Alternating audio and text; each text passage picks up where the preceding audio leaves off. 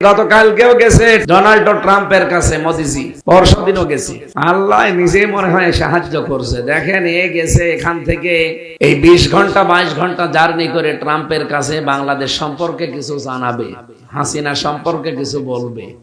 আর ঠিক সেই মুহূর্তে ডক্টর মোহাম্মদ ইউনূস আন্তর্জাতিক মিডিয়াগুলো নিয়ে ওই দিনই আয়নাঘর পরিদর্শনে গেছে। দেশীয় না, আন্তর্জাতিক মিডিয়া নিয়ে গেছে। এরপরে ওই দিন মানবাধিকার সংস্থা এবং জাতিসংঘ রিপোর্ট পেশ করবে সেই দিনই। মানে এমন এমন কাজ ওখানেও যারা করছে, এখানে ওই কাজের মুখ বন্ধ করার জন্য ইউনূস সাহেব ছাড়া এই মুহূর্তে বাংলাদেশকে ওরা এতদিন রাষ্ট্রীয়ভাবে জঙ্গি রাষ্ট্র উপাধি দিয়ে দিত। যেহেতু ওনার মতো মোদিকে ইউনূস 100টা পকেটে রাখে। মোদিজির যে মর্যাদা বিশ্বের দরবারে, ইউনূসের মর্যাদা তার চাইতে কম না। কি কথা বুঝতেছে? আমরা এই যে এক জায়গায় বসে আছি, এত মানুষ কোরআন শুনতে পাচ্ছি, জমার দিন হাজার হাজার মানুষ মসজিদ থেকে বের হয়। এগুলো আন্তর্জাতিক মিডিয়া যারা আছে ইসলামের শত্রু, এরা ছবি তুলে ট্রাম্পের কাছে পাঠিয়ে দেয় যে এই দেখে, ওরা তো দাড়ি টুপি মানুষ দেখলে ভয় পায়, জানে তো না যে ওরা কোরআন শুনছে বা নামাজ পড়ে আসছে। ও মনে করে যে না, এখানে কিছু হচ্ছে, এই ভয়তে আতঙ্কিত হয়ে যায়। আর এগুলো করে সব উগ্রপন্থী হিন্দু কিছু আছে, তারা কোটি কোটি ডলার খরচ করে এই কাজগুলো করছে। আল্লাহর বিজয়ের নমুনা, চিহ্ন, সিমটম 9টা। কয়টা বলেন বলেন? এর প্রথম নাম্বারে আল্লাহ এর পরের আয়াতে দিয়েছেন, অরাইতান নাসা ইয়াদখুলুনা ফি দীনিল্লাহি আফওয়াজা। হে নবী, আল্লাহর সাহায্য আসলে বিজয় আসবে। বিজয়ের প্রথম নাম্বারে সিমটম হচ্ছে আপনি দেখতে পাবেন দলে দলে পালে পালে মানুষ ইসলামে প্রবেশ করছে। আপনি দেখতে পাচ্ছেন না আগস্টের 5 তারিখের পর থেকে অবস্থান কি? আগস্টের 5 তারিখের আগে জরিপ দেখেছেন, ইন্টারন্যাশনাল জরিপগুলো। এদেশের মানুষ 100 জনের মাত্র 15 জন মানুষ বলতো যে আমরা এদেশে ইসলামী রাষ্ট্র চাই। কয়জন? মাত্র 100 জনের 15 জন। জানুয়ারির 1 তারিখের রিপোর্ট দেখেছেন, এদেশে 100 জনের 58 জন মানুষ চাইছিল যে এদেশে ইসলাম কায়েম হোক। গত পরশু দিনের রিপোর্টটা এই যে 12 তারিখের, আজকে 14 তারিখ, 12 তারিখে বেরিয়েছে এদেশের 100 জনের 66 জন মানুষ এখন চাচ্ছে ইসলাম কায়েম হয়। আপনি আর কিছুদিন যেতে দেন, মাত্র 6 মাস কয়দিন হয়েছে, আর 6 মাস যেতে দেন, দেশের যা অবস্থা, 100 জনের 100 জন মানুষ বলবে আমরা এদেশে ইসলাম কায়েম হতে চাই। দিন কায়েম করো, এ বিষয়ে কোনো মত পার্থক্য করা যাবে না। আপনার ইবাদত বন্দেগীতে হালকা পাতলা কোনো সমস্যা থাকলে ফতোয়াবাজি করেন, কিন্তু দিন কায়েম করা লাগবে এ বিষয়ে কোনো মত পার্থক্য, কোনো ফতোয়াবাজি কেউ করবেন না। এজন্য বাংলাদেশে এখন সব ইসলামী দলগুলো এক হয়ে এতদিন পরে হলেও বুঝেছে। মাওলানা মামুনুল হক 3টা বছরই আমার মনে হয় প্রত্যেক দিন আমাকে এই কথা বলতো, হামজা কি ভাবতাম বাইরে, আরে ভেতরে অবস্থা কি? বাইরে ভাবতাম জোরে আমিন নিয়ে, আস্তে আমিন নিয়ে, আকীদা নিয়ে আমরা মারামারি করি, আর ভেতরে জালেমরা সব আমাদের এক জায়গায় রেখে দিয়েছে। যদি আল্লাহ কোনদিন বের করে জীবনে, আসল টার্গেট এইটা, যেন সব এক জায়গায় করব। এই জন্য সামনে কিন্তু এখন একটা উদ্দেশ্য চলছে, বাংলাদেশে যারা অন্তত নামাজ আদায় করে, আল্লাহ একজন আছে, রাসূল আমাদের নেতা, এই বিশ্বাসে যারা বিশ্বাসী, অন্য যারা আছে তাদের বাদ দিলাম। যারা আল্লাহ একজন আছে, রাসূল আমাদের নেতা, রাসূল শুধু না, রাসূল কি আমাদের নেতা, বলেন রাসূল কি? এই বিশ্বাসে যারা বিশ্বাসী, তাদের সবার একটা ভোটের বাক্স যাবে সামনে। আপনি টের পাচ্ছেন কিছু বাস্তবতা? আন্তর্জাতিক যে রাজনীতিগুলো চলছে দেশটা নিয়ে, এটা ওভারটেক করবো আমরা ইনশাল্লাহ আমাদের ঈমান দিয়ে। মোদিকে বহু বুঝিয়েছে, মোদি ওখান থেকে বুঝিয়েছে ট্রাম্পকে, কিছুই হচ্ছে না, কারণ সিদ্ধান্ত আসবে কোথা থেকে। আর আজকে যে রাত আপনারা জানেন, ফিহা ইফরাকু কুল্লু আমরিন হাকিম, আল্লাহ বলেন আজকের এই রাতে গুরুত্বপূর্ণ সিদ্ধান্ত নেওয়া হবে। সুতরাং বাংলাদেশ সম্পর্কে আল্লাহ যেন এমন সিদ্ধান্ত আজকে রাতে নেয়, সামনে যেন কোরআনে কারিম কায়েম হয়ে গেছে, এটা আমরা দেখতে পাই। যেহেতু অন্তত 12টা দল ইসলামী, এগুলো সব প্রায় এক হয়ে গেছে। যাদের সাথে মিল মহাব্বত এতদিন ছিল না, আল্লাহ যেন নিজে তৈরি করে দিয়েছে। কি দেখতে পাচ্ছেন না? হেফাজত, খেলাফত, চরমনায়, জামাত সব এখন এক হয়ে ইসলামের একটা বাক্স সামনে যাবে। আর আমার বিশ্বাস, যেহেতু 66 জন হয়ে গেছে, আর কিছুদিন যাক, 100 জনের 100 জন বলে আমরা চাই ইসলাম। খালি বাক্স যেতে দেরি, কোরআন সংসদে যেতে দেরি হবে। আল্লাহ ইউসিবানা ইল্লা মা কাতাবাল্লাহু লানা হুয়া মাওলানা ওয়া আলাল্লাহি ফালিয়াতাওয়াক্কালিল মুমিনুন। সূরা তাওবার ভেতরে এসেছে, আল্লাহ বলেন, নবী আপনি বলুন, লাই ইউসিবানা, লাং তাকিদ, এটা মজারের আগে যদি লান আসে, বাংলা অর্থ দাঁড়ায় জীবনও হবে না। আল্লাহ বলছেন নিজে গ্যারান্টি দিয়ে, কখনো সম্ভব না। কোন আযাব গজব নাজিল হয় না যতক্ষণ পর্যন্ত আমার আল্লাহ ওইটা লিখে না রাখেন। যেহেতু আজকে লিখার দিন, আপনারা জানেন না আজকে কোন রাত? আমাদের এই দেশে আমরা শবে বরাত বলে চালিয়ে দেই না, এটা লাইলাতুন নিসফে মিন শাবান। এই রাতে ভাগ্য রজনী যদিও বলা হয়, পৃথিবীর সৃষ্টির দিকে আমার আল্লাহ একটা বিশেষ নজর আজকে দেবেন। এটা বাইহাকী শরীফের হাদিস, হযরতে ইকরামা রাদিয়াল্লাহু তাআলা আনহু থেকে বর্ণিত। তিনি বলেন, আজকে রাতে আল্লাহ নিজে বিশেষ একটা নজর তার এই সৃষ্টি জগতের উপরে দেবেন। প্রথম আসমানে এসে তিনি ডাকতে থাকবেন, কার অপরাধ আছে আমার কাছে বলো, আমি মাফ করে দেব। কার অভাব আছে আমার কাছে বলো, আমি আল্লাহ তোমাদের অভাব দূর করে দেব। আল্লাহুল গনিয়্যু ওয়া আনতুমুল ফুকারা। কারণ পৃথিবীর সব গরিব ফকির, আর আমি আল্লাহ একমাত্র ধনী। জোরে বলুন সুবহানাল্লাহ। সুতরাং সব কিছু যে ধনী দেওয়ার জন্য প্রথম আসমানে অলরেডি চলে এসেছেন, মাগরিবের পরে এসেছেন, একেবারে ফজরের আযান পর্যন্ত তিনি থাকবেন। আজকের রাতে আমাদের কিছু করণীয়, কিছু বর্জনীয় আছে। এই কথাগুলো আজকে কোরআন থেকে, হাদিস থেকে বলা হবে ইনশাআল্লাহ। গতানুগতিক যেগুলো শুনি আমরা, এটা না, আমি চিন্তা ভাবনা করে গবেষণা করে যেগুলো পেয়েছি, শবে বরাতের 22টা নাম পেয়েছি। আমি সব নোট করেছি। কয়টা? 22টা নাম আছে শবে বরাতে। আমি তাফসীর থেকে যেগুলো পেয়েছি একটু মিলান তো। শবে বরাতের যে নামগুলো আছে, আমরা এই অঞ্চলে বাংলাদেশ, ভারত, পাকিস্তানে আমরা বেশিরভাগ মানুষ জানি এটা শবে বরাত নামে, কিন্তু তাফসীরের ভাষায়, হাদিসের ভাষায় এখানে শবে বরাত নামে কোনো নাম নেই। শবে বরাতের অসংখ্য নাম আমরা যেগুলো নিজেরা বানিয়ে নিয়েছি বাংলাদেশে, ভারতে আর পাকিস্তানে। আমি বিশ্বের যে সমস্ত দেশ ঘুরেছি, ওই দেশগুলোতে এইগুলো পালন নেই। ওগুলো অন্য কিছু পালন করে। তারা গুরুত্ব দেয় শবে কদরটাকে। এর যে নামগুলোর তাৎপর্য, এর বিশ্লেষণের ভেতরে আমি ফুটিয়ে তুলতে পেরেছি। তার ভেতরে 1 নম্বরে নাম নিয়েছি লাইলাতুল নিসফে মিন শাবান, মধ্য শাবানের রাত। 2 নম্বরে লাইলাতুল বারাত, মুক্তির রাত। 3 নম্বরে লাইলাতুল মুবারাকা, বরকতময় রাত। 4 নম্বরে লাইলাতুল রহমা, অনুগ্রহের রাত। 5 নম্বরে লাইলাতুল কিসমা, বন্টনের রাত। আজকে বন্টন করা হবে আপনার হায়াত এবং আপনার রিজিক। সুতরাং এমন কিছু কাজ আজকে রাতের ভেতরে করা দরকার। আমার কাজকর্ম, অ্যাক্টিভিটিস দেখে যেন আল্লাহ আমার হায়াতটা আর রিজিকটা আজকে পুরা পরিবর্তন করে দেয়। শুধু হালিয়া রুটি খাওয়ার জন্য রাত না, কথা বুঝতেছেন? এরপরে পেয়েছি লাইলাতুল তাকফির, কাফফারার রাত। এরপরে লাইলাতুল ইজাবা, দোয়া কবুলের রাত। এরপরে লাইলাতুল সাক, সনদের রাত। লাইলাতুল জারিয়া, পুরস্কারের রাত বা জাযা। এরপরে লাইলাতুল কদর, ভাগ্য রজনী। লাইলাতুল ঈদিল মালাইকা, ফেরেশতাদের ঈদের রাত। এরকম 22টা পেয়েছি তাফসীরের ভাষায়, হাদিসের ভাষায়। শবে বরাত নামে একটাও পেলাম না।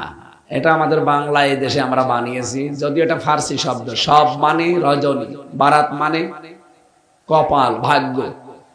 ভাগ্য রজনী যেহেতু একটা ইঙ্গিত পেয়েছি যে এই রাতে লিখা হবে আল্লাহর পক্ষ থেকে কিছু জিনিসপত্র, সিদ্ধান্ত আসবে আমরিন হাকিম, গুরুত্বপূর্ণ কিছু বিষয়ে। বাংলাদেশেও কিন্তু গুরুত্বপূর্ণ কিছু বিষয়ের সিদ্ধান্ত হতে যাচ্ছে। এই দেশটা তো আর আমরা হাতে নিয়ে চালাচ্ছি না, 1628 জন মানুষকে এখানে নিয়োগ দেওয়া আছে। কয়জন? আপনি কোনো খবর রাখেন দেশে?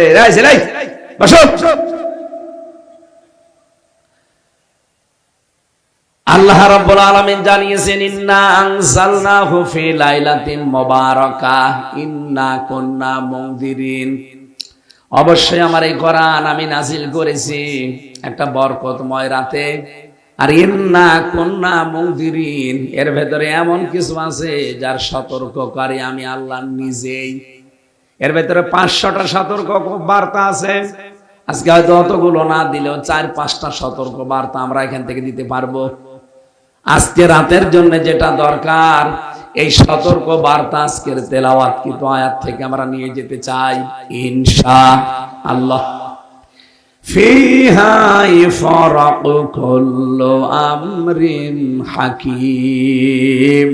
তো বন্য রজনীতে এমন এমন কিছু সিদ্ধান্ত আমি আল্লাহ নিয়ে নেব যেটা এর আগে নেওয়া হয়নি। সুতরাং আমরিন হাকিমের ব্যাখ্যায় ফি জিলালিল কোরআন সাইয়্যিদ কুতুব রহমাতুল্লাহ আলাইহি লিখেছেন, আল্লাহর এই সিদ্ধান্তগুলো যদি আমাদের ইবাদত বন্দেগী দেখি আল্লাহ পাল্টিয়ে ফেলতে পারেন। কারণ কিছু জিনিসে মানুষের এই কপাল পাল্টিয়ে যায়। তার ভেতরে 1 নম্বরে দোয়া। কি বললাম? দোয়ারত অবস্থায় যদি আপনাকে আল্লাহ দেখে, সালামুন হিয়া হাত্তা তানাজ্জালু আলাইহিমুল মালাইকা, ফেরেশতা নাজিল হবে আজকে 1-2 না, মালাইকা বহু বছর, লক্ষ লক্ষ ফেরেশতারা এখানে আসবে সন্ধ্যা থেকে একেবারে ফজর পর্যন্ত। হিয়া হাত্তা মাতলাইল ফাজরি। যদিও শাবে কদর সম্পর্কে অনেক মুফাসসির নিয়ে গেছে, কোন কোন তাফসিরে আমি শাবে কদর না, এই শাবে বরাত যেটা বলি এইটার দিকেও ইঙ্গিত পেয়েছি। সুতরাং ফজর পর্যন্ত আল্লাহর এই বিষয়টা যেহেতু রহমত বরকত দিয়ে আজকে ঢাকা থাকবে, আর ওনার একটা বিশেষ নজর এই দিকে আজকে আছে। আমাদের এখন কি করা লাগবে আজকের রজনীতে? 1 নম্বরে দোয়া। কি বললাম? আপনাদের গুরুত্বপূর্ণ কাজ থাকলে অসুবিধা নেই, গান দোয়া করে। আল্লাহ হাফেজ। সুবহানাল্লাহ আলহামদুলিল্লাহ লা ইলাহা ইল্লাল্লাহ সুবহানাল্লাহ। এটা একটু পিছিয়ে বসো, এখানে বসো, থাক বসো।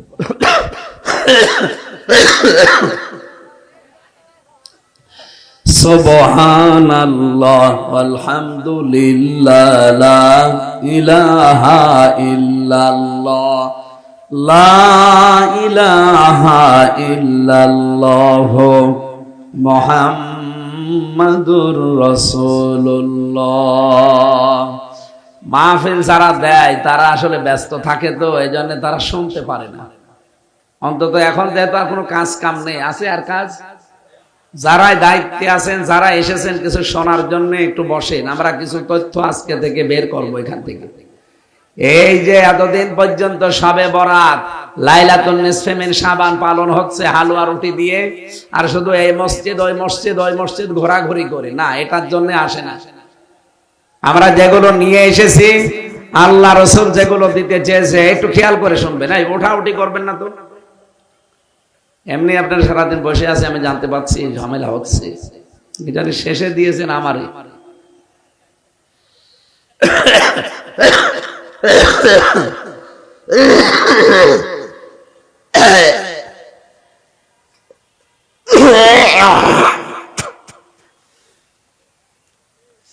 হচ্ছে না, শরীরটা হাসপাতালে থাকা দরকার কয়দিন। কুমিল্লাবাসী, আজকের ফজর পর্যন্ত আমাদের প্রথম কাজ হবে দোয়া পড়া। দোয়া হাত তুলে করেন, আর হাত ছেড়ে দিয়ে হাতকে চলতে ফিরতে করতে পারেন, কোনো অসুবিধা নেই। দোয়ার ভেতরে সর্বপ্রথম দোয়া থাকবে আপনার গুনাহ মাফের দোয়া। এজন্য পড়বেন আস্তাগফিরুল্লাহ ওয়া আতুবু ইলাইহি। এদিকে তাকান, আজকে এখন থেকে আরম্ভ করে দেন। যেহেতু এখন আমরা একটা ইবাদতে আছি, এই ইবাদতটা শেষ হলেই যতক্ষণ আপনার শরীরে কোলায় আপনি এই আমলটার ভেতরে থাকবেন, আস্তাগফিরুল্লাহ ওয়া আতুবু ইলাই। যদি পুরাটা পড়তে পারেন তো ভালো। আস্তাগফিরুল্লাহাল্লাযী লা ইলাহা ইল্লা হুয়াল হাইয়্যুল কাইয়্যুম ওয়া আতুবু ইলাইহি লা হাওলা ওয়ালা কুওয়াতা ইল্লা বিল্লাহিল আলিয়্যিল আযীম। পুরাটা এটা একেবারে কিছু না পারলে মুখে জারি রাখবেন রাতের বেলা, আস্তাগফিরুল্লাহ। একটা ভালো আমল শিখিয়ে দিলাম। এইটা যেহেতু ইবাদত চলছে, এটা শেষ হয়ে যাওয়ার পরে বাড়ি যেয়ে যখন ঘুমাবেন রাত 11টা 12টায়, ঘুমানোর সময় বালিশে মাথা দিয়ে এটা পড়তে পড়তে যাবেন, আস্তাগফিরুল্লাহ আস্তাগফিরুল্লাহ। যদি হঠাৎ করে ঘুমিয়েও যান, যখন উঠবেন এই 4-5 ঘন্টা একাধারে আপনি যেন আস্তাগফিরুল্লাহ পড়ছিলেন। বলেন সুবহানাল্লাহ। ফেরেশতারা জিজ্ঞাসা করে, রব্বুল আলামিন তোমার বান্দা তো ঘুমিয়ে গেছে আস্তাগফিরুল্লাহ পড়তে পড়তে। আল্লাহ পাক বলেন, আমি ঘুম দিয়েছি এই জন্য ঘুমিয়েছে, ঘুম না দিলে ও সারা রাত পড়তে থাকতো। সুতরাং আমল নামাটা লেখা বন্ধ করার দরকার নেই, চালিয়ে যাও। ও যখন উঠবে, উঠে যদি আবার পড়ে, তোমার লেখা বন্ধই হবে না, চলতেই থাকবে। এই জন্য আজকে রাতে আমাদের প্রথম আমল এটা নেওয়া দরকার। 2 নম্বরে নেক কাজ। এখন নেক কাজ কারে বলে? বাংলাদেশে আমরা অধিকাংশ মানুষ মনে করি নেক কাজ মানে নামাজ পড়া, রোজা রাখা আর দান সাদকা করা। না, এই পৃথিবীতে যত নেকির কাজ আছে আমার আল্লাহর কাছে সব চাইতে ভালো বড় নেকির কাজ যেটা বললাম এইটা তাওবা। আমি যেটা বলেছি এটা কিন্তু তওবা না, এটা ইস্তেগফার। এটা কি? আরো জোরে বলেন। কিন্তু তওবা জিনিসটা আলাদা। কোন মানুষ যদি তাওবা করতে পারে, ইল্লা মান তাবা ওয়া আমানা ওয়া আমিলা আমালান সলিহান, সূরা ফুরকানের 71 নম্বর আয়াতে আল্লাহ জানিয়েছেন, যদি সত্যিই কেউ তাওবা করতে পারে, ওই মানুষটার জীবনের অপরাধগুলো আমার আল্লাহ শুধু মাফ করে দেয় না, ফাউলাইকা ইউবাদদিলুল্লাহু সাইয়্যাতিহিম হাসানাত। দুইটাই বহুবচন।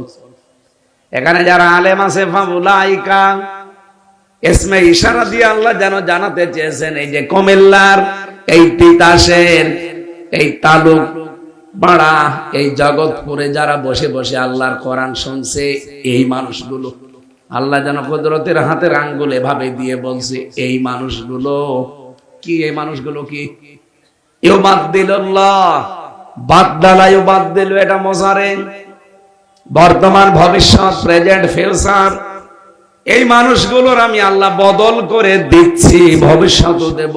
কি বদল করব? সাজ্জিয়াতিহিম, তাদের সাজ্জিয়াত অপরাধগুলো, হাসানাত এটাও বহুবচন, নেকি দিয়ে। সুতরাং আজকের এই অনুষ্ঠানে এসে আমাদের ভুল হয়নি, লসও হয়নি, যদি তাওবার নিয়তে বসতে পারি। জীবনের অপরাধগুলো মাস্ট বি আল্লাহ আজকে ক্ষমা করে দেবে, এবং ওই জায়গাটা আল্লাহ ফাঁকা রাখবে না। তাওবা করলে ওই জায়গা আল্লাহ পাল্টিয়ে দেয় নেকি দিয়ে। আপনি আস্তাগফিরুল্লাহ যতবার পড়বেন, যতবার আস্তাগফিরুল্লাহ পড়বেন, আল্লাহ পাক আপনার উপরে খুশি প্রকাশ করবে যে হ্যাঁ আমি খুশি। কিন্তু ইস্তেগফার না, কেউ যদি তাওবা করতে চায়, ওই মানুষগুলোর প্রতি আল্লাহ শুধু খুশি হয়ে যায় না, ওর পেছনের অপরাধগুলো আল্লাহর একটাও রাখেন না। কোন অপরাধ যদি কেটে দেয়, ওই জায়গাতে কিন্তু আমার আল্লাহরও কিছু বসায়, সেটা হচ্ছে নেকি। কুমিল্লার তিতাস থানায় গিয়ে দেখেন, এই দেশে যারা অপরাধী তাদের তালিকা করা আছে, চার্ট দেওয়া আছে। আপনি যদি ওই মামলা থেকে অব্যাহতি পান, ওই খাতায় যে নাম লেখা আছে অপরাধীর খাতায়, আপনার নাম কিন্তু কেটে বাদ দেবে না, থাকবে। আপনি আবার অপরাধ করবেন, আবার নতুন করে খাতায় নাম উঠবে থানায়। এলাকায় যারা অপরাধী তাদের দেখেন তালিকা করা আছে থানার ওই খাতায়, এবং মোস্ট ওয়ান্টেড যারা বড় বড় আসামি তাদের দেখবেন বড় বড় ছবি দিয়ে দেওয়ালের সাথে টাঙানো আছে। কি কথা বোঝেন?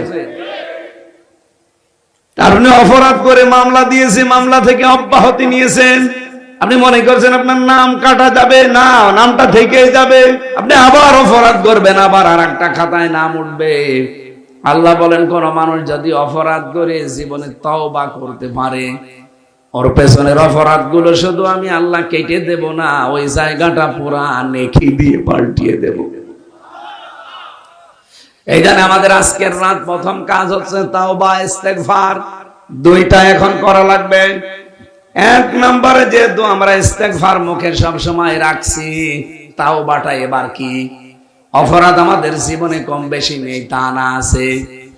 নবীজি বলেন, হযরতে ইকরামা থেকে বর্ণিত, বিশ্ব নবী জানিয়েছেন আজকের এই রাতে বনি কিলাব গোত্রের যত বকরি আছে, ছাগল আছে, এদের শরীরে যে পশম আছে, এই পশম পরিমাণ গোনা নিয়েও যদি কেউ আল্লাহর কাছে হাত তোলে, আল্লাহ তারে মাফ করে দেবে। কিন্তু দুইটা অপরাধ যাদের ভেতরে আছে, এই দুই অপরাধে অপরাধী মানুষকে আল্লাহ আজকেও মাফ করবে না। দেখেন তো আপনার ভেতরে আছে কিনা, শুনতেছে? এক নম্বরে নবীজি বলেন, যারা মুশরিক, যারা শিরিক করে, তাদেরকে আল্লাহ আজকে এই সবে বরাতেও মাফ করবে না, সবে কদরও মাফ করবে না। দুই নম্বরে যারা বিদ্বেষ পোষণকারী, যারা হিংসুক, এই দুইটা গুণ বাংলাদেশের সবচাইতে বেশি। মুশরিকের বর্ণনা আমি করছি। শিরিক যারা করে তারা মুশরিক। শিরিক কারে বলে? তাফসীরের ভাষায় আমি শিরিক পেয়েছি প্রধানত 4 প্রকার। শিরিক বিজাত, শিরিক বিসিফাত, শিরিক বিল ইখতিয়ারা, শিরিক বিল হুকুক। এটা আবার ভাগ ভাগ শ্রেণী বিন্যাস করে মুফাসসিরুন ইকরাম 120 প্রকার বানিয়েছেন। শিরিক এত বড় অপরাধ, আমার আল্লাহ এত রাগ করেন। আজকের এই ময়দান থেকে বাড়িতে এসে যদি দেখেন আপনার স্ত্রীর কাছে পাশের বাড়ির একজন শুয়ে আছে, ভালো লাগবে আপনার? আপনি যেভাবে তার পিটিয়ে মেরে ফেলবেন। আল্লাহ পাক বলেন, শিরিক যদি কোন বান্দা আমার সাথে করে, তার উপরে আমার এরকম রাগ হয়ে যায়, আমার মনে হয় ওরে আমি আছাড় দেই। হুনাফা লিল্লাহি মুশরিকিনা, এই আয়াতের তাফসীর পড়তে গিয়ে দেখেছি যারা শিরিক করে তাদেরকে যেন পাখি ছো মেরে নিয়ে যায়, ওই আকাশ থেকে আবার ওখান থেকে নিক্ষেপ করে ফেলে দেয়, মহাশূন্যের ভেতরে যেন ঘুরতে থাকে। ও বাংলার মুসলমানের রেকর্ড হচ্ছে, এই জন্য জোর দিয়ে বলছি, শিরিক যদি করে থাকেন, আজকের যত গুরুত্বপূর্ণ রাত হোক সবাই মাপ পেয়ে যাচ্ছে, আপনি কিন্তু মাপ পাবেন না। সুতরাং শিরিক আছে কিনা এটা আমাদের এখনই জানা দরকার। যেহেতু বরকতের রাত শুরু হয়ে গেছে, আমার এখনই ভাগ্য রজনী আল্লাহ লিখা আরম্ভ করে দেবে।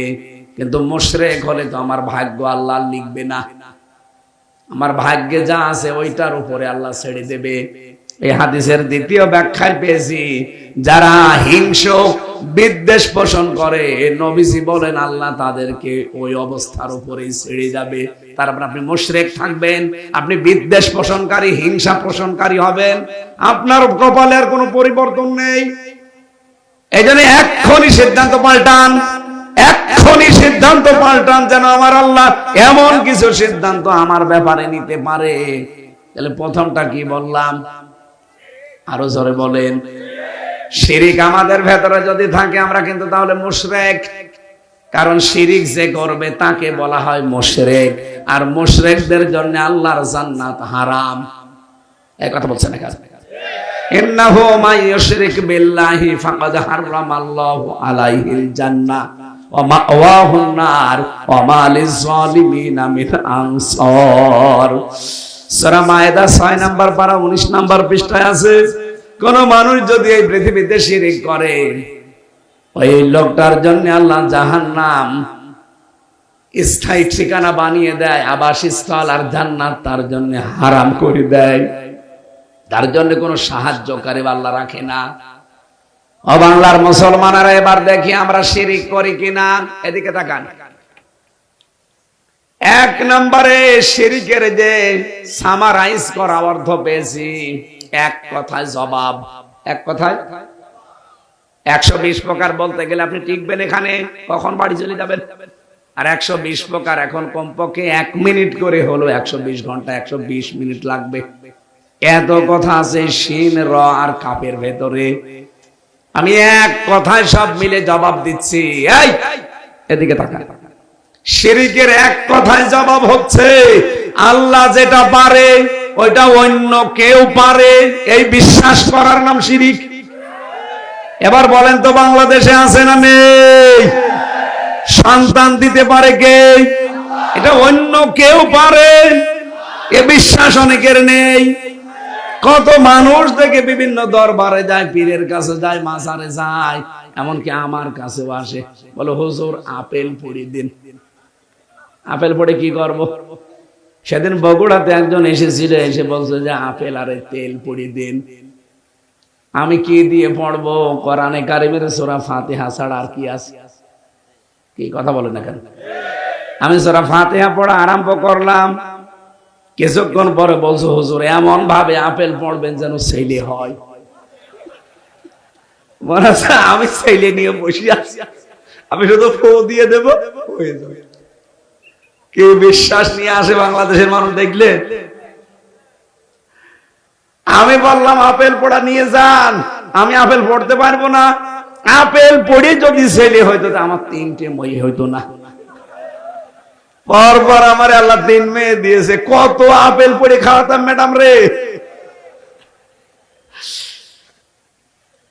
এখনো কত ভণ্ড পীরের উপরে মানুষের এই বিশ্বাস আছে যে না বাবা যদি একটা কিছু করে, অথচ সন্তানের মালিক কে? লিল্লাহি মুলকুস সামাওয়াতি ওয়াল আরদ ইয়াখলুকু মা ইয়াশা ইয়াহাবু লিমান ইয়াশাউ ইনাসা ওয়া ইয়াহাবু লিমান ইয়াশাউয-যুকুর। সূরা সূরা 49 নাম্বার আয়াতে আছে রব্বুল আলামিন জানিয়েছেন আসমান জমিনের রাজত্বের একচ্ছত্র মালিকানা আমি আল্লাহর। আমি যা ইচ্ছা তাই তৈরি করি, কাউকে মেয়ে দেই, কাউকে ছেলে দেই। এই বিশ্বাসটা আজকে পাল্টাতে হবে। যে আওয়াজ যত দূর যাচ্ছে, রেকর্ডও যাচ্ছে, এখন লাইভ চলছে, তামাম দুনিয়া চলছে। যারা শুনতে পাচ্ছেন সন্তান কেউ দিতে পারে না, যদি দিতে পারতো তাহলে ইব্রাহিম নবী 86 বছর বয়সে একটা সন্তান পেয়েছিলেন। কত? অনেকে 2 বছর 5 বছরে হাল ছেড়ে দেয়, অথচ 86 বছর পর্যন্ত তিনি দোয়া করেছিলেন রব্বি হাবলি মিনাস সালিহিন, হে আল্লাহ আমাকে নেককার সন্তান দাও। কেন তিনি পারতেন না কোনো মাজারে যেতে, কবরে যেতে? কথা বলে না কেন? তিনি যেই দেশের বাসিন্দা ওই দেশে তো বহু নবী আল্লাহ পাঠিয়েছিলেন। আরে ভাই সাধারণ মানুষের কবরে যাওয়া লাগতো না, নবীদের কবরে যেত। নবীদের কবরে যে বলতে পারতেন না যে নবী একটা সন্তান আমারে দেন। তারপরও 1 বছর না 2 বছর না 86 বছর, 86 বছর একাধারে তিনি দোয়া করেছিলেন। 86 বছর পরে আল্লাহ তার দোয়ার জবাব দিয়েছে। ফাবাশশারনাহু বিগুলামিন হালিম। কত বছর পর? 86 বছর পরে আল্লাহ বলেন যাও তোমাকে হালিম দিলাম। হালিম মানে চাচা হালিম। কোন হালিম? চাচা হালিম, মামা হালিম না। আল্লাহ বলেন তোমার আমি ধৈর্যশীল সন্তান দিলাম, যাও। হযরত ইব্রাহিম এই দোয়াটা যখন কবুল হয়েছে, জিবরাইল যখন জানিয়েছে, তখনই তিনি সিদ্ধান্ত নিয়েছেন যে কেমন হালিম দিয়েছে, আমি হালিম দেখব। খুব ভালো করে খেয়াল করবেন, এখানে একটা তথ্য আছে। হযরত ইব্রাহিম নবী মাত্র 13 বছর বয়স হয়েছে সন্তানটা, আর তিনি চলে গেলেন, যে বললেন ইয়া বুনাইয়া ইন্নী আরা ফিল মানাম আন্নী আযবাহুকা ফানজুর মাযা তারা। আমি স্বপ্নে দেখলাম তোমাকে জবাই করছে, এখন তুমি বলো তোমার রায় কি? অকুমিল্লাবাসী বিধানটা পালন করবে কার? উনি যে স্বপ্ন দেখেছিলেন, নবীদের স্বপ্ন কিন্তু ওহী। নবীদের স্বপ্ন কি? উনি নিজে স্বপ্ন দেখলেন আল্লাহর বিধান এইটা উনি পালন করবেন। কোন কারণে সন্তানের অনুমতি চাওয়া লাগবে বলেন? খেয়াল করবেন, এখানে একটা শিক্ষা বললাম আছে। কেন সন্তানের অনুমতি নেওয়া লাগবে? আর সন্তান কি খুব বড়, মাত্র 13 বছর, কি বোঝে? তিনি চিন্তা করলেন আমি যেহেতু 86 বছর একাধারে দোয়া করেছি যে রব্বি হাবলি মিনাস সলিহিন, হে আল্লাহ আমাকে নেককার সন্তান দান করো। অনেক মানুষ আমরা কিন্তু এই দোয়া করি না? এই দোয়ার মানে জানেন? এক ইমাম সাহেব এই দোয়া করতো একাধারে প্রতিদিন, নামাজে গেলে শুধু বলে রব্বি হাবলি মিনাস সলিহিন। এক মুসল্লি একদিন বলছে, হুজুর সারা জীবন দেখলাম শুধু একই দোয়া পড়েন, আর দোয়া জানেন না। জানি। তে এ দোয়া পড়েন কি? এ দোয়ার মানে কি বলেন? ইমাম সাহেব বলছে দোয়ার মানে আমি জানি না। এ দোয়ার অর্থ জানেন না, দোয়া পড়ে যাচ্ছেন। এই যুবক বলছে ঠিক আছে, আমি একজনকে জিজ্ঞাসা করবো। এক ভালো আলেমের কাছে গিয়ে বলছে আমাদের ইমাম সাহেব সারা জীবনে একই দোয়া পড়ে, কিন্তু দোয়ার অর্থ কি উনি জানে না। এ দোয়ার অর্থ কি? আলেম বলছে এটা দোয়া না, এটা কোরআনের আয়াত। সূরা সাফফাতের 99 নাম্বার আয়াতে আছে, হে আল্লাহ তুমি আমাকে একটা নেককার সন্তান দান করো। ও মনে করছে এই যুবক ইমাম সাহেবের বাড়ি সে কোথায়, কোন জেলায় এসেছে আমাদের এখানে এত বছর, এমন হয় ছেলে মেয়ে হয় না? যে বলছে হুজুর দোয়ার অর্থ তো আপনি জানেন না, আপনার ছেলে মেয়ে কয়টা? বলছে 11টা। 11টা ছেলে মেয়ে, এরপরও আপনি দোয়া পড়ে যান, আপনার লজ্জা আছে কেন? আপনি তো দোয়ার অর্থ জানেন না। আমি এই দোয়ার অর্থ জেনে এসেছি। এ দোয়ার অর্থ হচ্ছে আল্লাহ তুমি আমাকে নেককার সন্তান দান করো। 11টা হয়ে গেছে, এরপরও আপনার দোয়া থামে না, আপনি কি দেশ ভরি ফেলবেন? ইমাম সাহেব বলছে বাবাজি এ দোয়ার মানে এই, আমি যদি আগে জানতাম তো 11 বছর আগে বাদ দিতাম। আমি তো আর জানি না, আমি পড়িয়ে যাই, আল্লাহ দিয়ে যায়।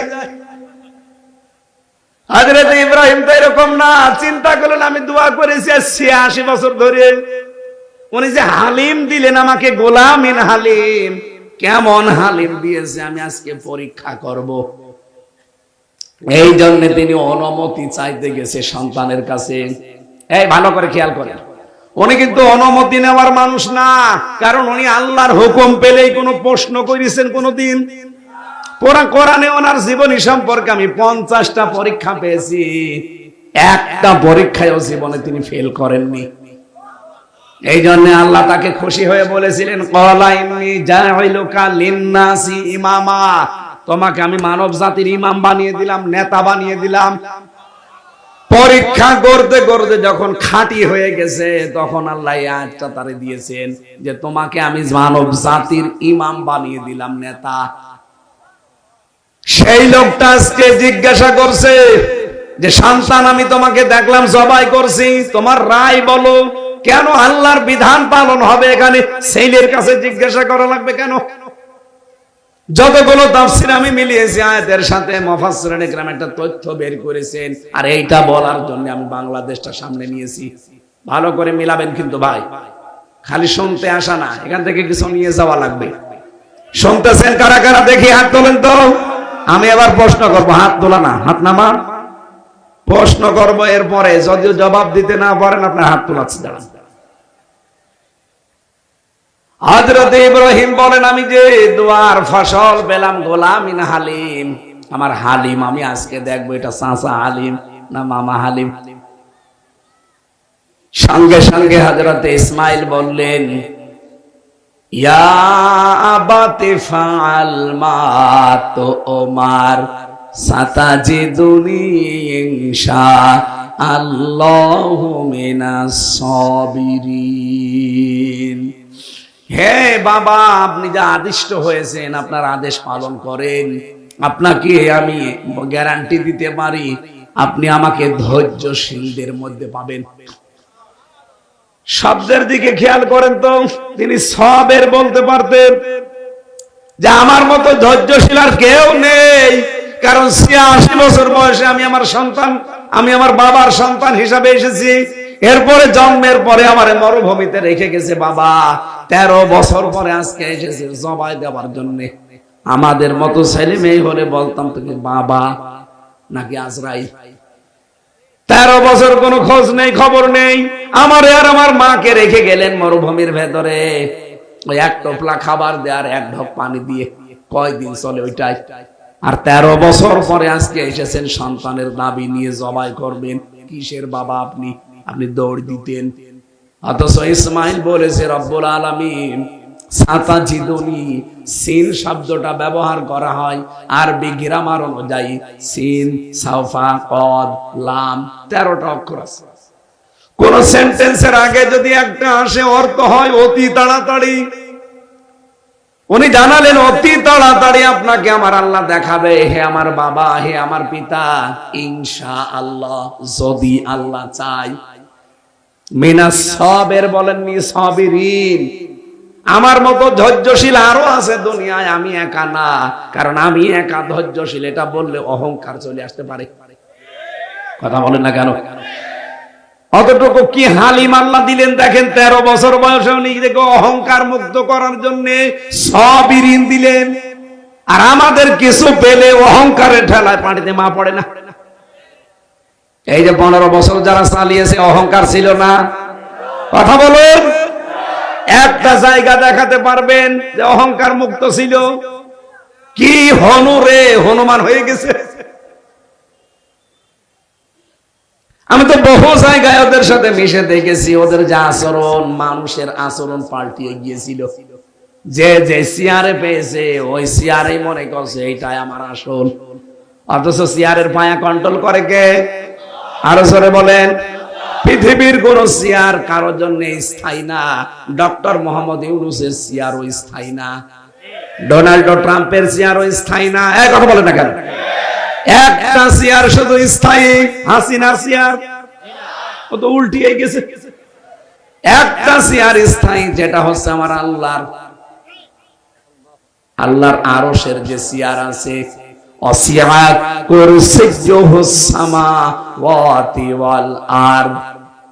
আল্লাহর যে আরশ আছে, কুরসি আছে, চেয়ার আছে, ওই চেয়ারটা যা আছে কিয়ামত পর্যন্ত ওইভাবে থাকবে।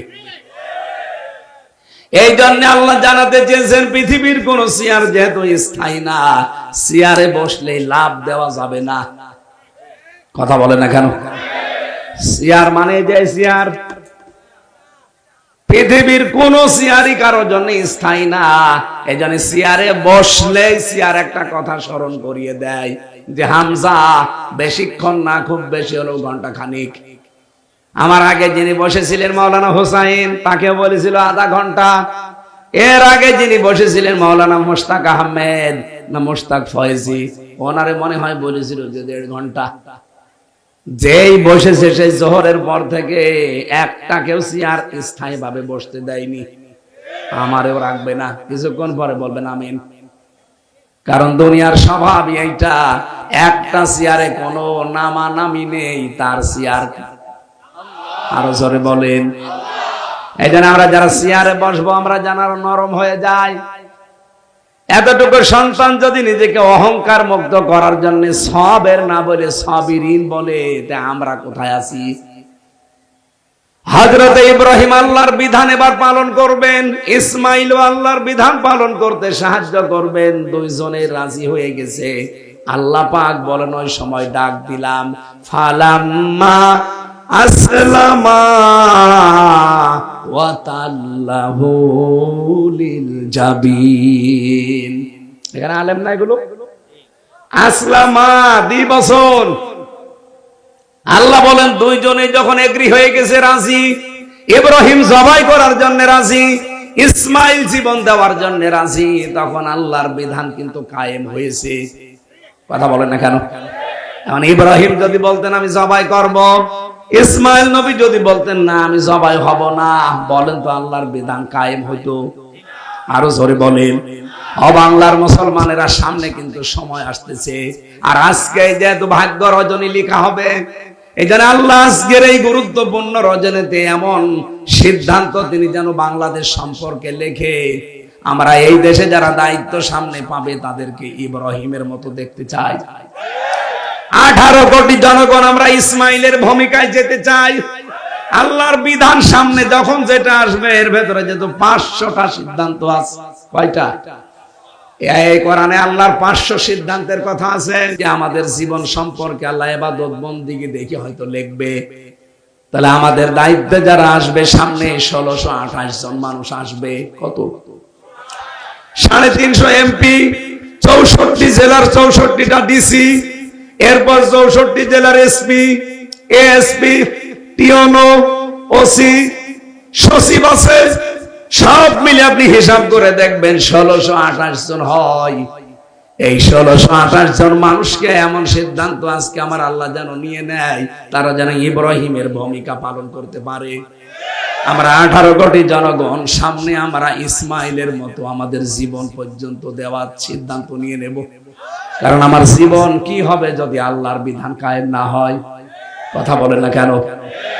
সত্যি যদি আমরা এই দুই অভিভাবক আর সন্তানের মতো আচরণ সামনে আল্লাহকে দেখাতে পারি, আল্লাহর কসম আজকে রাতের পরে এই সিদ্ধান্ত বাংলাদেশ সম্পর্কে পাল্টিয়ে যাবে।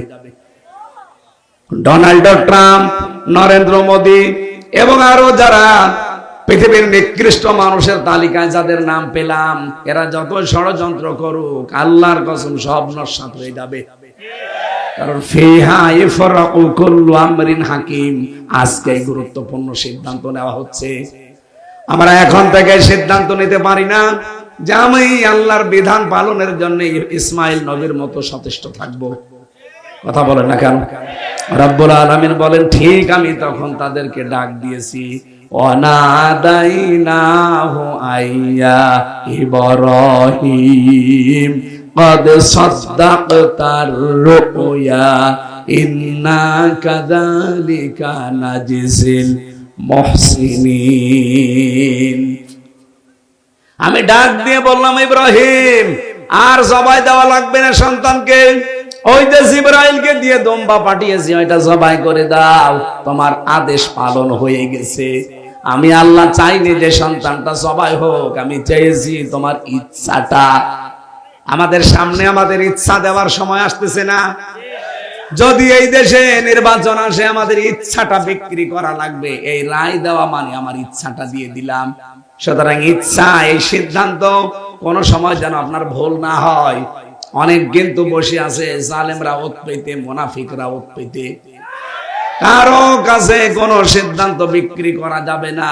আমার রায়, আমার সিদ্ধান্ত বিক্রি হবে আমার আল্লাহর আদেশে। এটা আজ অনেকে বুঝে ফেলেছে, এই জন্য বলে এটা রাজনীতি, এটা দুনিয়ার কাজ, এটা ধর্ম ব্যবসা। তোমারে ভোট দিলে ওইটা হয় ইবাদত, আর আমারে দিলে রাজনীতি হয়। অত পাগল আর নেই আমরা। আমাদের ব্যবহার করা 54 বছর অনেকে ক্ষমতার চেয়ারে বসে আমাদেরকে জেল খাটিয়েছে। এখানে সিদ্ধান্ত আমরা অলরেডি নিয়ে ফেলেছি, আমাদের কেউ সিঁড়ি হিসাবে ব্যবহার করে আমাদের উপরে আর অত্যাচার করতে পারবে না। এদেশের মুসলমানদেরকে জঙ্গি বানান আপনি বাইরের দেশের কাছে। কই 6 মাস 8-9 দিন হয়ে গেল, কই এই 6 মাস 8 দিনে এই দেশে তো একটাও জঙ্গি নাটক হয়নি। কারণ যে জঙ্গি নাটক লিখবে সে পালিয়েছে, আর যারা সাজাবে তারা তো পলাতক। এ বাংলাদেশের জঙ্গি নাটকই লিখতো হাসিনা, আর এটা বাস্তবায়ন করতো কাউন্টার টেররিজমের ওই মনিরুল আর আসাদুজ্জামান। আরে ভাই, আমার নিজের চোখে দেখা, আমি নিজে দেখেছি। ওরা নিজেরা আমার ধরে নিয়েছে, বলছিল কিসের জঙ্গি? জঙ্গি এই দেশে পাবো কোথায়? জঙ্গি আছে সিরিয়ায়, জঙ্গি আছে আমার পাকিস্তানে। বাংলাদেশে জঙ্গিগিরি করবে কোথায়? জায়গা কই? তাদের তো পালিয়ে থাকা লাগবে, সে জায়গা কই? যে 3টা জেলা আছে, রাঙ্গামাটি, খাগড়াছড়ি, পার্বতীপুর, বান্দরবন, ওখানে লুকিয়ে থাকবেন। ওখানে যে ষড়যন্ত্র এখন হচ্ছে, লুকিয়ে থাকবেন কি করে? ওর ভেতরে ভেতরে এখন চালিয়ে দিয়েছে আর এক ঝামেলা। আন্তর্জাতিক যে সমস্যাগুলো এখন চলছে, সামনে যদি আমরা এক হতে পারি মোকাবেলা করা সম্ভব। সত্যি মোকাবেলা করা সম্ভব, শুধু ঐক্যবদ্ধ থাকা লাগবে। আরে ভাই, ছোটখাটো বিষয় ভুলে যান। জালেমরা যদি আবার আসে, জয়নুল আবদিন ফারুককে যেভাবে কুকুরের মতো পিটিয়েছিল, আবার পিটানি খাবে। মির্জা আব্বাসের বাড়িতে তছনছ করে ফেলেছিল এই কুমিল্লার সন্তান, উনি পিটিয়ে শেষ করে ফেলবে আবার। বাস্তবতা কিছু বোঝেন আপনি? এই জন্য কোনো উস্কানিতে কারো পা দেওয়া যাবে না, কারো ষড়যন্ত্রের ফাঁদে যাওয়া যাবে না।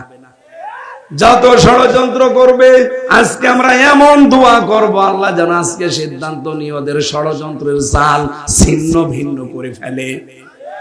সব এক হয়ে সামনে আমাদের এই রায় সিদ্ধান্ত এমন জায়গায় দেব যেন চর্ম চোখে করা সংসদে গেছে দেখতে পারি।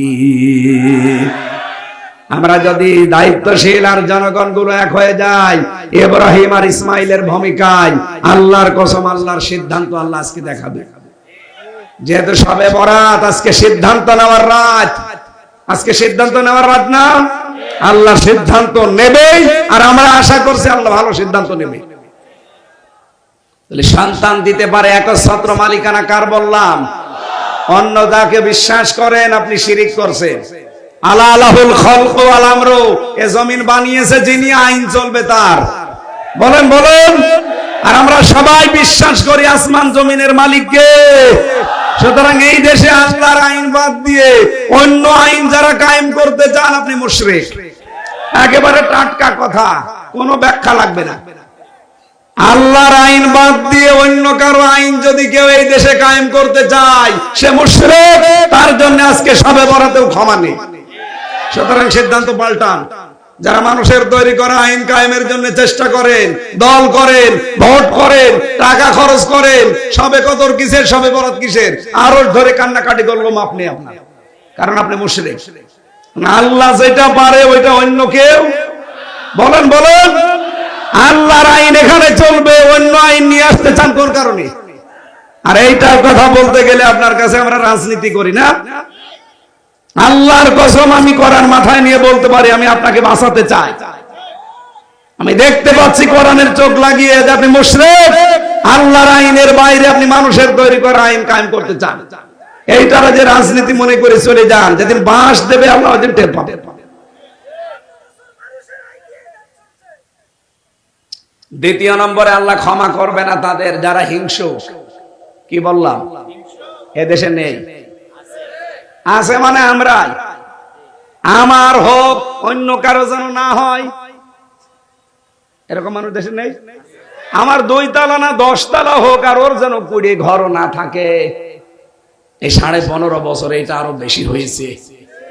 কোরআনে কারিমে 2 বার পেয়েছি আয়াতটা সূরা মায়েদায়, ওয়ালা ইয়াজরিমান্নাকুম শানানু কওমিন।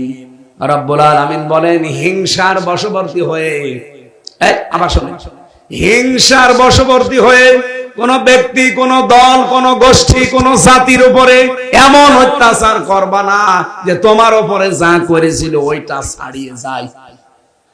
এর আগে হয়তো অনেকে অত্যাচারিত হয়েছে, সেই অত্যাচারের শোধ তুলতে গিয়ে যদি এখন আপনি এমন কিছু করেন, ওরা 15 বছরে যা করেছে আপনি একদিনে তাই করছেন না।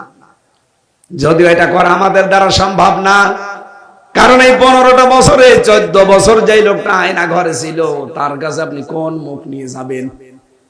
যে লোকটা 8 বছর আয়না ঘরে বান্ধা অবস্থায় ছিল, কোন মুখ নিয়ে যাবেন? আপনি ক্ষমা চাইলেই ক্ষমা করে দেবে সে?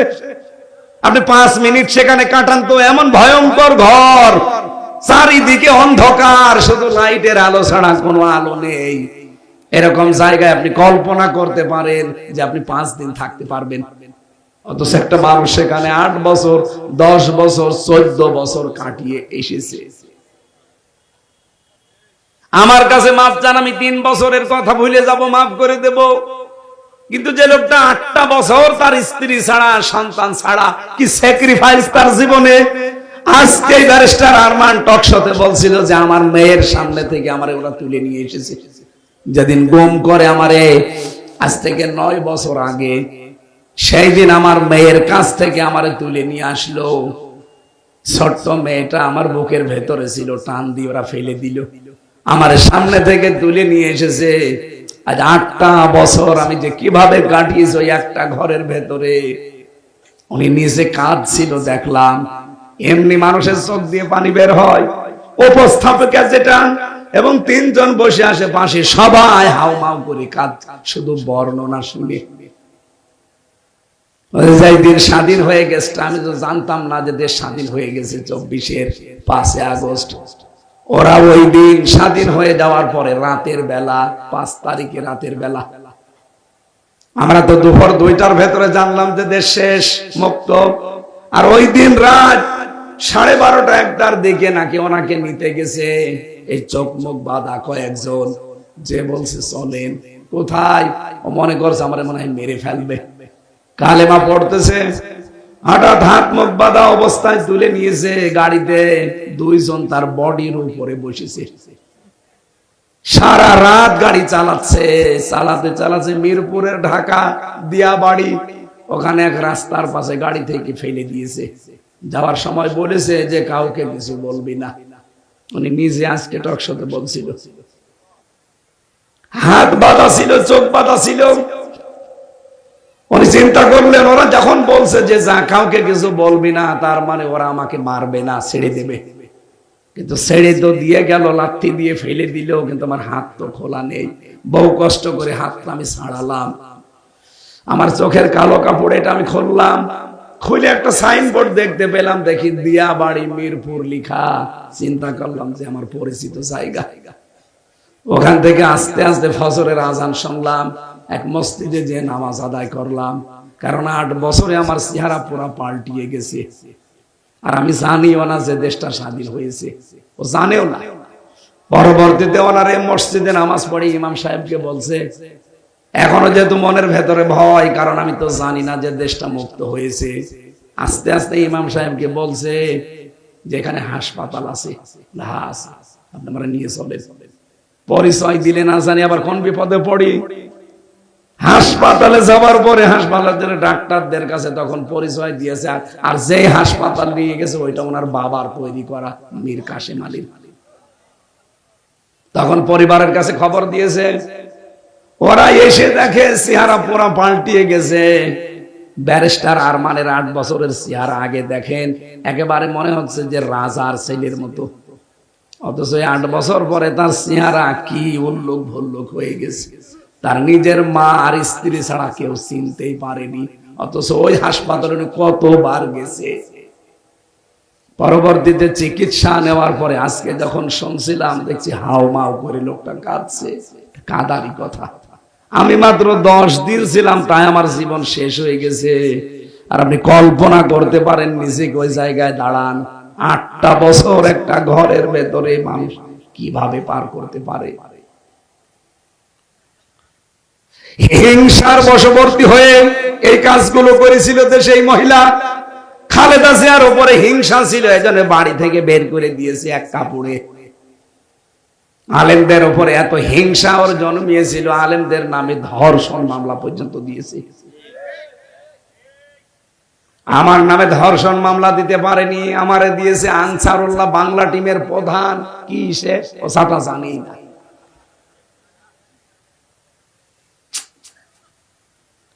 এই জন্য হিংসা যাদের ভেতরে আজকের রাতেও কিন্তু তাদের মাফ হবে না। এই 2টা গুণ যাদের আছে তাদের ছাড়া। বলিয়া ইবাদিয়াল্লাযীনা আসরাফু আলা আনফুসিহিম, আল্লাহ বলেন আমি আমার বান্দাদেরকে ডাক দিয়েছি, নফসের উপরে যারা জুলুম করে নিজের জীবনটাকে নষ্ট করে ফেলেছে, লা তাকনাতু মির রাহমাতিল্লাহ, আমার রহমত থেকে নৈরাশ হয়ে যেও না। ইন্নাল্লাহা ইয়াগফিরুয যুনুবা জামিআ, অবশ্যই আমি আল্লাহ তোমাদের সব অপরাধ ক্ষমা করে দেব। ইন্নাহু হুয়াল গফুরুর রহিম, আমি আল্লাহ গফুর এবং রহিম। কুমিল্লাবাসী আজকের রাতে এমন এমন কাজে আঞ্জাম দেবেন, আশপাশের বাড়ি, আশপাশের গ্রাম,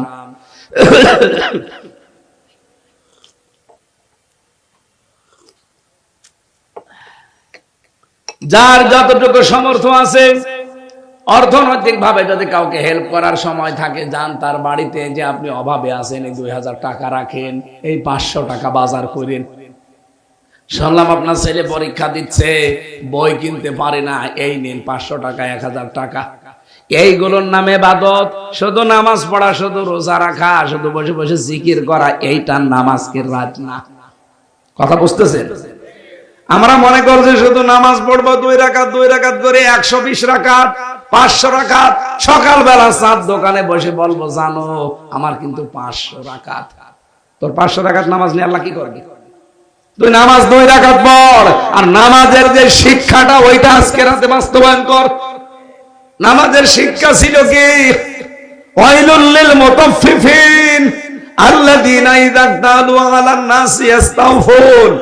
ধ্বংস হয়ে যাক ওই মানুষগুলো যারা ওজনে কম বেশি করে। সুতরাং এরকম দোকানদারি করা যাবে না, এরকম কাজ কারবারে থাকা যাবে না যে নেওয়ার সময় আমরা বেশি নেব, দেওয়ার সময় কম দেব না। এই সতর্ক বার্তা কোরআনে আছে না নেই? আল্লাহ বলেন, ইন্না কুন্না মুনজিরিন, আমি কিন্তু নিজেই সতর্ককারী।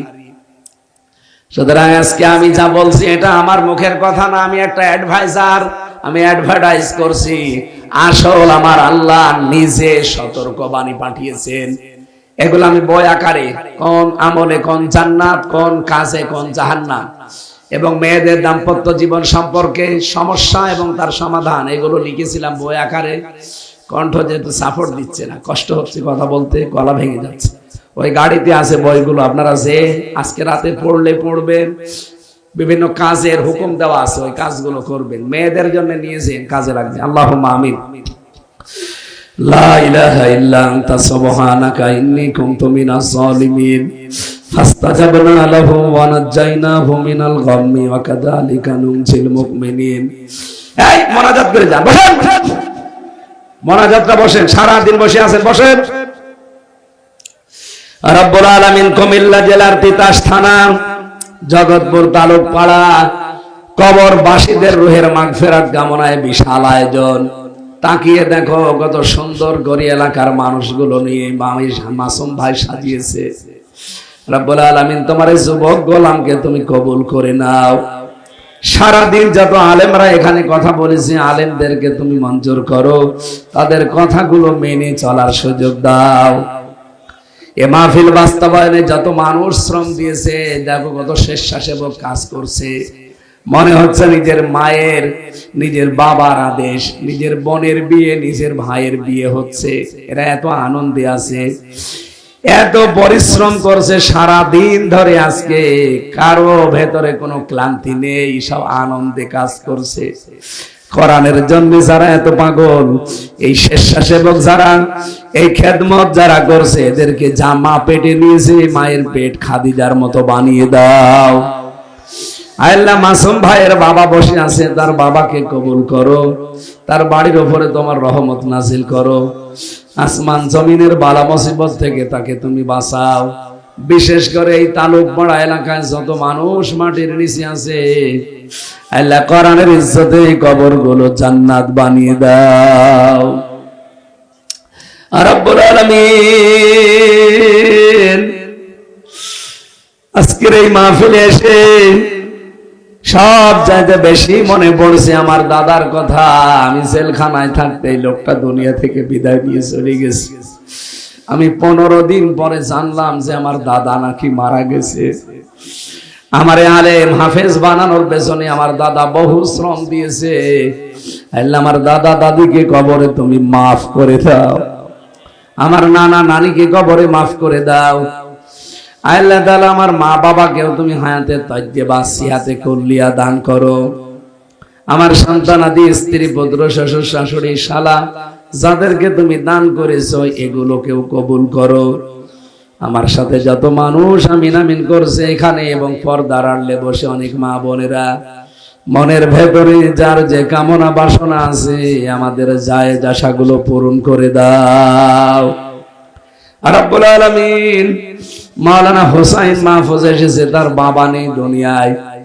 আমার বাবা বেঁচে আছে, আমি বাবার অভাব বুঝি না, কিন্তু তার তো নেই। আল্লাহ তার এই হাতের দিকে তাকিয়ে বাবাকে এই মুহূর্তে, এই গুরুত্বপূর্ণ রজনীতে জান্নাত দিয়ে দাও। আল্লাহ তানভীর ভাই সারা দেশ আমাকে ঘুরিয়ে নিয়ে বেড়াই কোরআনের দাওয়াত নিয়ে। এই জেলার সন্তান তানভীরকে কবুল করো, তার মা বাবাকে, স্ত্রী পুত্রকে মাফ করে দাও। রব্বুল আলামিন আবার তোমার কাছে মুসাফির অবস্থায় বলছি, এই তালুকপাড়া জগৎপুরে যত মানুষ কবরে আছে, এই কবরগুলো আজকে মেহেরবানি করে জান্নাত বানিয়ে দাও। আল্লাহুম্মা গফিরলি ওয়ারহামনি ওয়াহদিনি ওয়াফিনি ওয়ারযুকনি ইয়া রাব্বাল আলামিন। আল্লাহ গুরুত্বপূর্ণ সিদ্ধান্ত আজকে নেবে আমরা শুনলাম। আমাদের জীবন সম্পর্কে, আমাদের দেশ সম্পর্কে এমন সিদ্ধান্ত তুমি আজকে নেবে যেন কিয়ামতের আগে এই দেশে কোনো জালেমের হাত আর না পড়ে। আল্লাহুম্মা রাব্বিরহামহুমা কামা রাব্বায়ানি সাগীরা। আল্লাহ তাআলা পারিবারিক জীবনে অনেকে অশান্তিতে আছে। হাফেজ আবু বকর সিদ্দিক সহ যত মানুষ আমরা এসেছি, আমাদের পরিবারগুলো জান্নাত বানিয়ে দাও। আমরা নিজেরা অনেক অসুস্থ। 3টা বছর আমার এই শরীরের উপরে এমন কোন টর্চার নেই যে জালেমরা করে নাই। আমি অসুস্থ হয়ে পড়েছি। কোরআন সামনে নিয়ে বড় আশা করে দোয়া করছি, আল্লাহ ওয়াইদা মারিদু ফাহুয়া ইয়াশফিন, আমি যখন অসুস্থ হই তুমি তো শেফা দান করো। মেহেরবানি করে আমার শরীরটা আগের অবস্থায় ফিরিয়ে দাও, আমার কণ্ঠটা তুমি ভিক্ষা দাও। সহজ সরল ভাষায় তোমার বান্দাদেরকে কোরআনের কথাগুলো বোঝাতে পারি সেই তৌফিক আমারে দান করো। বারাকাল্লাহু লানা ওয়া লাকুম ফিল কোরআনিল আযীম। আগামীতে অনুষ্ঠানটা কোরআনের প্রচারের জন্য আরো বিশাল আকারে কবুল করো আল্লাহ রাব্বুল আলামিন। কখন কার কাছে আজরাইল চলে আসে জানি না, যখনই আসবে জীবনের শেষ বাক্য যেন এটা হয় লা ইলাহা ইল্লাল্লাহু মুহাম্মাদুর রাসূলুল্লাহ। আসসালামু